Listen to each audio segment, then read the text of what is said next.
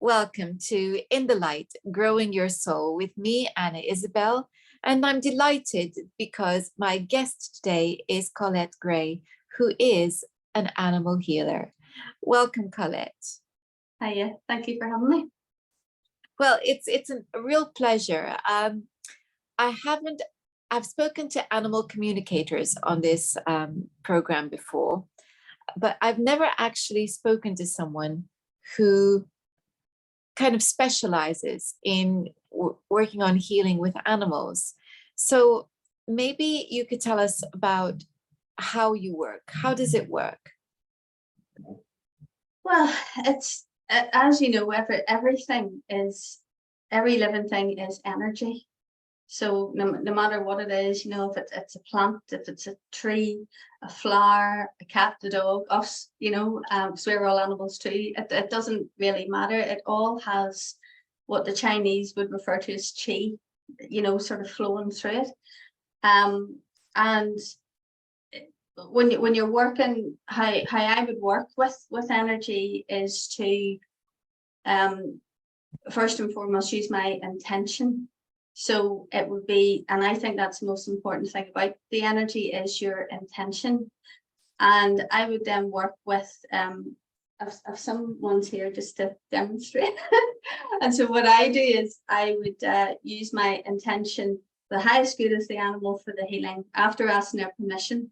And then I would go like that and trace there to feel where I can feel something that doesn't feel like it's flowing. So that's what I do. That you ask for permission. Whose permission are you asking? The animal. I ask the animal, and if it, you know, if their guardian's there, of course it, you know, but the animals often bring they bring their humans sometimes too. But I do ask the animals permission. Yeah, you know, it's very important. So how do you communicate with the animal? How do you do that? Well,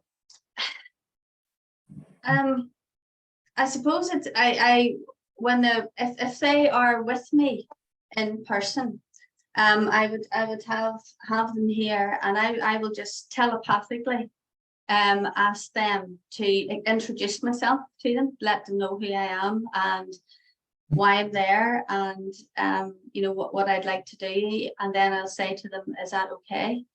On occasion they say no. And you do have to respect that. And if they say no, then you just that's it for that time until they want to take part. But it's just a telepathic communication. Okay.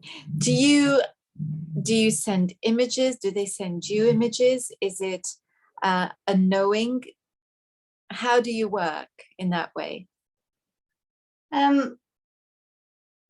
Yeah, I find that most of the animals do respond to images. So, but I also would be clairaudient. So I would say, I just ask them, and normally what they do is they will come back to me in a voice, in language, and in a voice that I understand.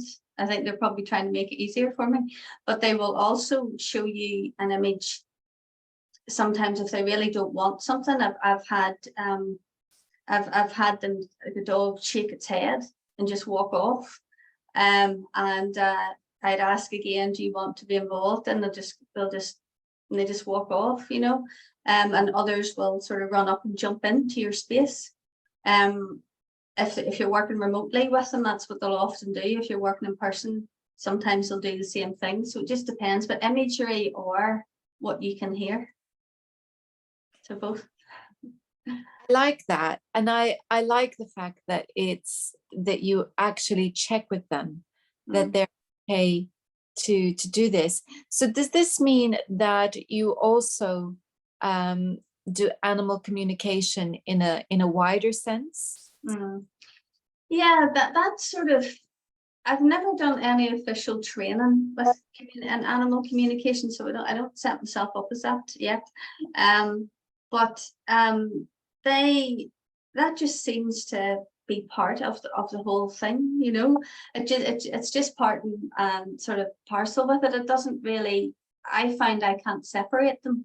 So where the healing would take place to maybe improve health or reduce stress or whatever, often what happens is if they want their guardian to know something, they will tell you in that session what they want them to know, or the higher realms and the guides will come in and will make sure you know something. So it works both ways, and you might that way they might communicate with showing you an image or something, like if they need more water, they might show you like a bowl of water, or you can hear water trickling. Or sometimes they just want the session and just the actual physical and the energetic healing, which I do a few things differently with. So it's not only energy healing, but it's a few different things. So it works, just seems to work together. And I don't have much control over that, really. That just flows itself as well. I like that. You mentioned if I have them here. So I'm wondering whether that means that you also do it remotely. Yeah.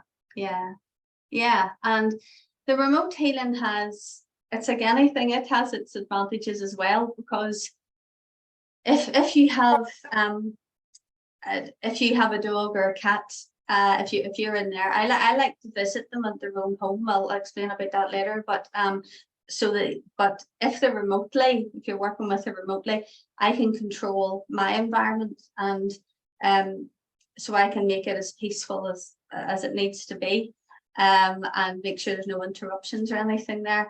And also don't maybe have a dog who they're still going to be getting the healing, but you might decide to go and have a wee somewhere, or a cat might start to talk to you a lot in the middle of the session, or they might growl at you.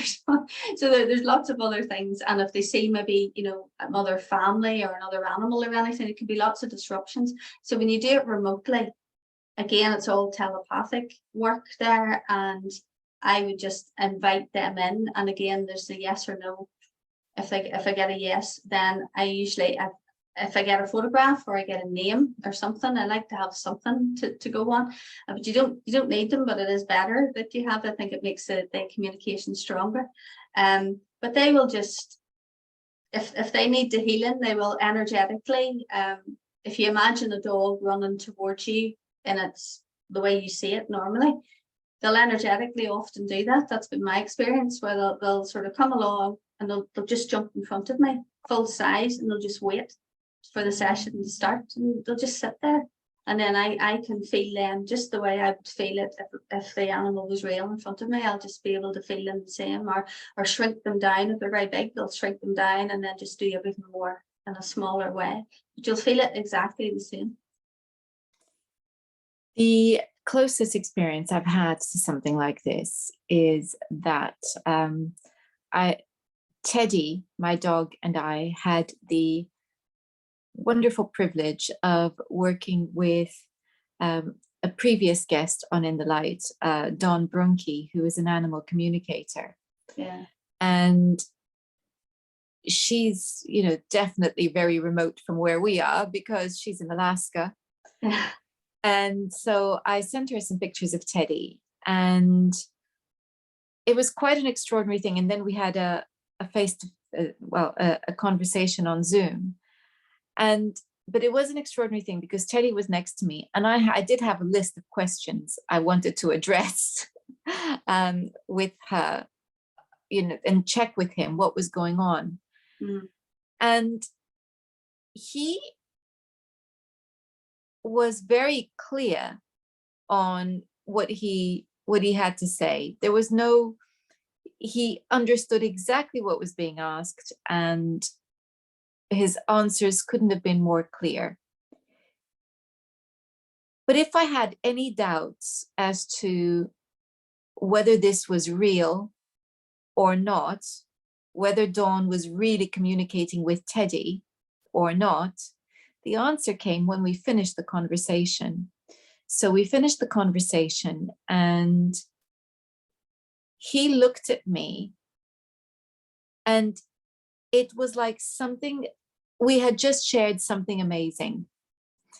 For about 10 minutes, he sat and gazed directly into my eyes, and with a real kind of, whoa, that was amazing, wasn't it? And it felt to me like he was saying, well, now you know. Now Yeah. you know. And I never thought I was going to be able to do that. So it was quite an extraordinary thing. And what followed, again, had I been tempted to dismiss this as my imagination, even though his daddy who was with us said, that's something's going on here that's quite special. Even if we had been inclined to dismiss that as reading into things, the issue that we addressed, the behavior around that changed, and it changed dramatically. Excellent. So that was quite something. And so I think what I'm wanting to do is reassure viewers that this is for real. This actually does happen.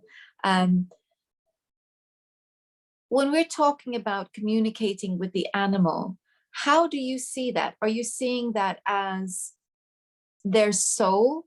How conscious do you think that they are of their soul? A lot more than us, I would say, because they don't, you know, as you say, I think they just they don't question things. They're here, you know, that they live in the moment.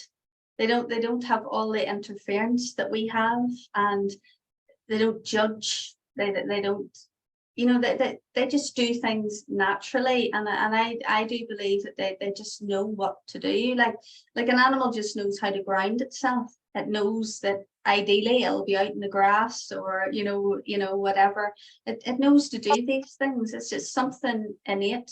There's something in them that they just cut out all the doubt and all the questioning about everything, and everything that we do that makes our life so complicated and makes us, stresses us out so much. They just simplify life, and I don't think you could really do that unless you were connected to something much deeper and a much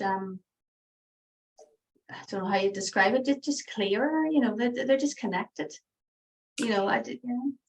What I felt with Teddy was that he's busy being a dog, and that he doesn't dwell too much on the soul stuff. But then when given the opportunity to do that, he grabbed it with both paws. Yeah, he enjoyed it. yeah. Or, oh, that was interesting. You know, we had a real connection there for a few minutes where I could actually express myself at a very deep level. And then he went back to being a dog. that Yeah. felt me that he went back to the daily living of being a dog, you know, of being a dog. But given the opportunity, I suspect he will grab it yet again. You know, I think that's how I feel. It was almost like he was invited to tune into himself and then got on with being a dog. And should we invite him to tune into himself again, he'll be very happy to do that. That's how that's how I feel about it. I'm not sure that's entirely right, but that's how I see it. Because, and the reason is he's a cockapoo. So he's this cute, fluffy little thing. And and it's difficult to imagine this cute, fluffy little thing emitting words of such great wisdom. Absolutely. Oh yeah. Yeah, well, I mean, I think you're right. I think he's, you know, Teddy's here to have the experience of the dog. That's what he's chosen, you know, to come in and have this time around. So, you know, so he's gonna do doggy things, you know, and you know, be that and be who you want him to be and be with you and do all the things, the lovely things you can do together, you know, and have that role. But yeah, I mean, give them the chance, you know.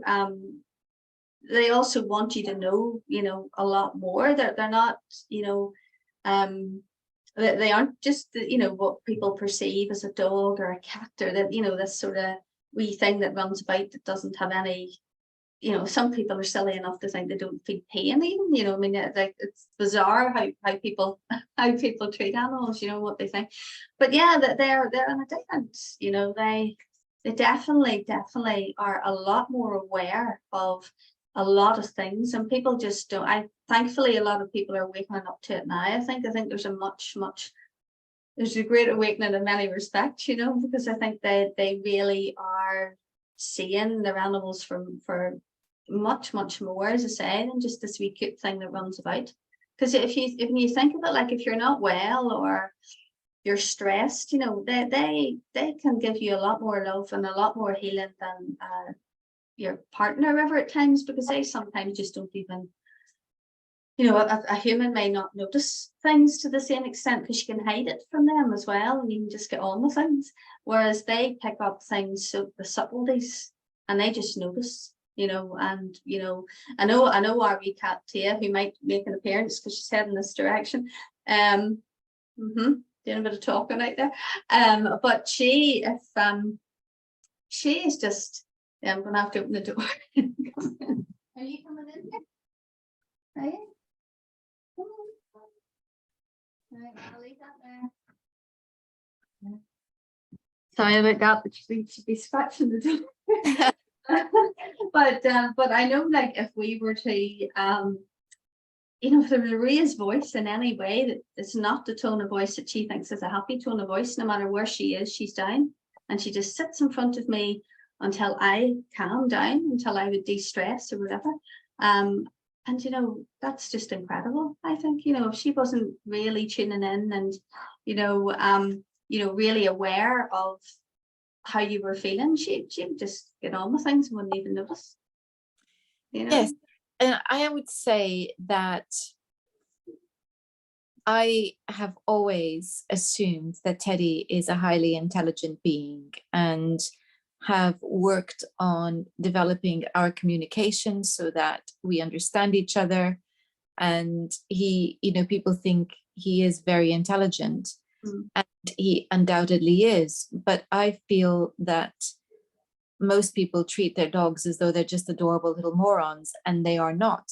Same with, they are highly intelligent, and we need to assume that intelligence and act and behave accordingly.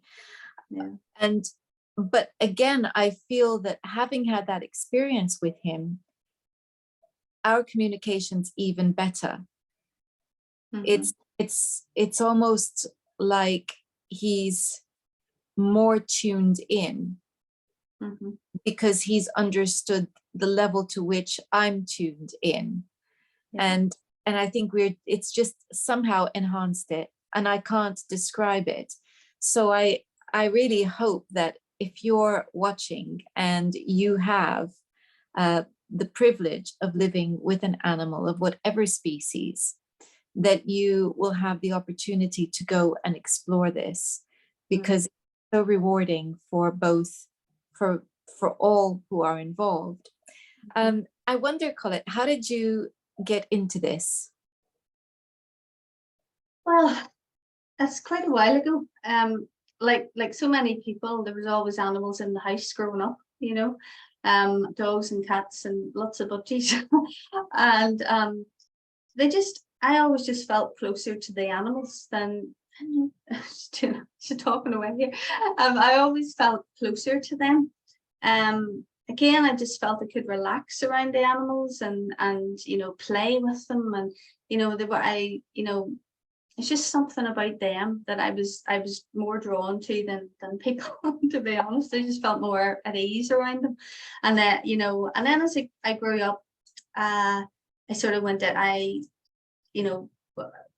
to university, worked in those roles for years, and then started doing energy healing with people for nearly as long.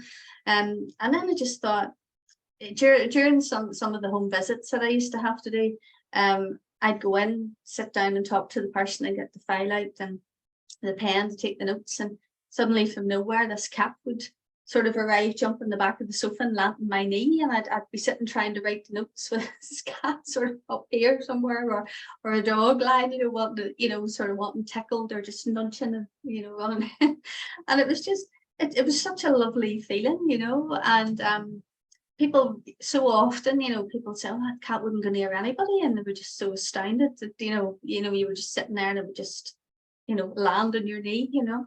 And this happened so many times, and I remember just thinking, I could feel the bond with the animals getting more and more intense, you know. And also working with the people was, I'd say, a lot more challenging than it was working with the animals, you know. So, and then with the people, they just started then maybe mentioning their animal in a conversation or something. And I really do believe that, you know, their dog or their cat or whatever had either brought them, but was now sort of, you know, they were coming in on the scene as well, because I get so many people talked about their animals, and then, you know, their animal, you know, sort of the next thing they would arrive, or the animal would highlight something about the person and insist that I told them, which can be very difficult. But that, you know, that really that was really, I suppose, going on for years. And then eventually I did some training in it so that I could have insurance to practice really with the animals, you know. So that was quite a few years ago as well. So sort of just, you know, when we go for a walk near home or anything, it's you know, it's funny, you know, because dogs are pulling leads and that pounce on you, and, you know, cats appear and just walk beside us. We've been on holidays and cats just come up and sit beside the car and want into the car, and it's just, and you dismiss it sometimes, and then you think, no, there's something going on here, you know, somewhere, you know. It's lovely, you know. So what you're describing is that there's something about your energy that makes animals at ease. Yeah, I think that's it. I think they know that. I think they know that they can, you know, that they can feel safe, you know, and you're always going to do your best for them. And I mean, many people do that, but maybe just with the sensitivity to the energy as well, like, you know, if they're needing healing, you know, and equally, if anyone who does this needs healing, they're equally there to share that, you know. So I think that they just know that. Again, it's a knowing. And, you know, because there's been animals come up and it's just lie at your feet, and you know, they've maybe went some distance just to lie there, and, you know, you could dismiss that so easily. But then you have, you know, the more you realize what's going on, and then you realize what a real privilege it is that they have decided to come to be in your presence, you know. Like it's to me, that's a real gift, you know, that's from them, you know. I think it's amazing, you know. Beautiful. You mentioned that, I think you mentioned that that there are different ways in which you do healing. Am I right? Yeah. So what are those different ways? Well, there's the energy healing. So as I said, that is where I would, you know, if the cat's in front of me or remotely working, I would tune into them and use my hand to scan their energy field. If the energy's flowing, it'll be like that. But if I came to somewhere like that and I can feel tingling or heat or cold or just basically anything that's different, I know that that's potentially an area where something's going on in there of something, you know, either pain or discomfort or injury or something. And then you maybe go along and just keep working until you find something, then you could go back there. And then I would use my hands in an anti-clockwise direction to pull that energy out until I can feel a shift in there. And then at the end of that, there's a couple of ways to do it, but at the end, if I go back down, that should be less than what it was, or completely shifted. So that's using the energy. I also look at what people are feeding their animals as well, because that has, I mean, that's probably the biggest problem that there actually is nowadays with the conditions that are developing, because any disease in the body, something's contributed to it somewhere along the line. And often, many of the big food, like the so-called pet food industry, there's really, I doubt that there's any such thing really, you know what I mean? I mean, if people see what goes into their standard cat or dog food, I think most people would be horrified. And a lot of it is just rancid fats added to make it palatable, really. And the colorings and stuff are only for us to look at. I mean, the animal sees that very differently, you know, so they're not going to care what the packaging looks like, you know what I mean? It's what it's going to taste like. So the fat usually, so we'll be looking at people and guiding them to try and eat more of a species appropriate diet, you know, for their pet, and also teaching them how to read food labels and you know, things like that, and you maybe when they're feeding them and portion sizes, so sort of things like that.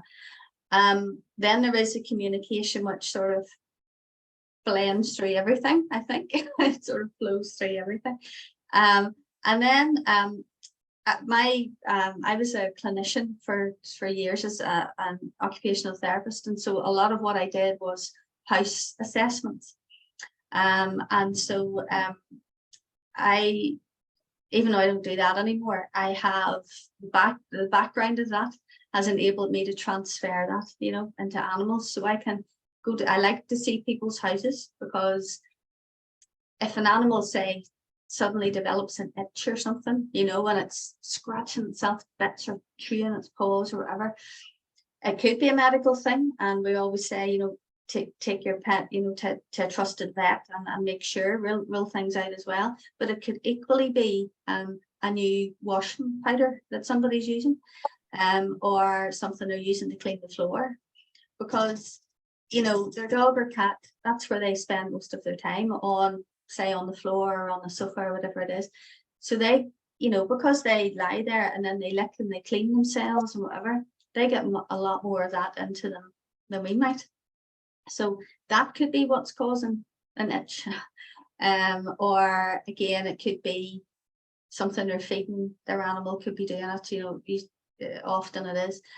So seeing the home environment, like if a dog, for example, is struggling to get around, sometimes it's looking at the floor that's in the house. You know, is a dog slipping all over the floor, or are the steps too steep, and especially if it's a wee dog, can it actually negotiate the steps? So the background of that for over 20 years sort of has helped a lot as well. But you can transfer it then into that, and again, just walking around somebody's home and looking at where the animal spends their time, and you know, how they find that, because we, you know, I often, most of the time I'm on the floor with an animal, even when I do the remote stuff.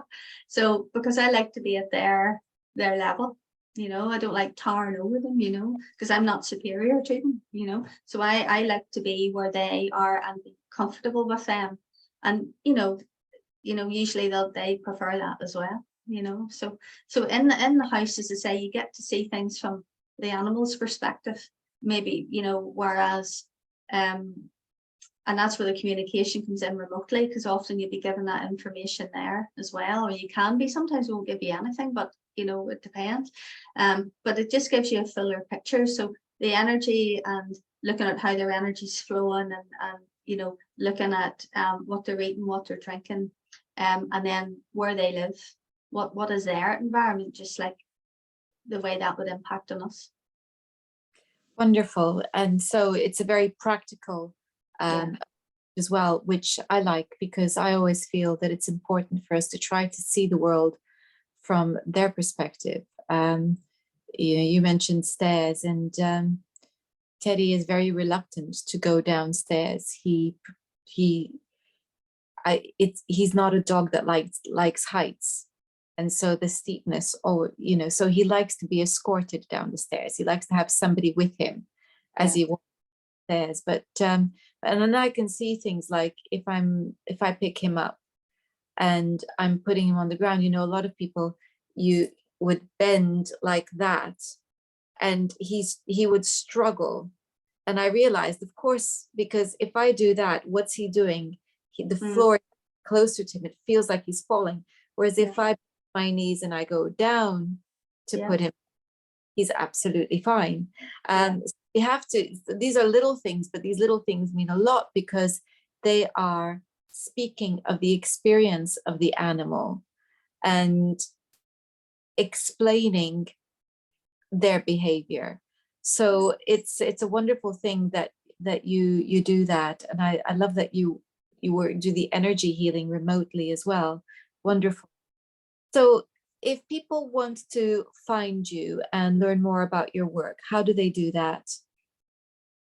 Well, I did have a website, but at the minute I'm developing a new website, so that will hopefully be ready in the next few weeks. So the best way to contact me is by email, really. So the email's all lowercase, and it's CR, and then there's an underscore, and then it's MCCREADY@hotmail.com.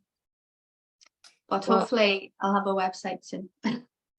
well, A functional website. I'll be putting your email address in. What Okay. is your website so that people have it when it's ready? That is changing as well, because before the website I had was split between animals and people. So I was doing a lot of nutrition for people and doing the healing for them as well. But the calling is to focus on the animals. So that is, it has basically been my name. It may well still be my name, but it's I'm not sure yet. So Okay. but All right. I'll let you know. That's wonderful. As you Yeah. know, I'll put it into the description box so Yeah. people come back and Yeah. find it in a few weeks' time. Yeah. Colette, so much for your time today. Thank you. Lovely to meet you. And Thanks. you, and well, I think next time we're going to be talking about angels. So do tune in for that. I will And do. until then, thank Yeah. you so much, Colette. Okay. Thank you. See you soon. Bye. Thank you all for watching. Have a wonderful week. Goodbye.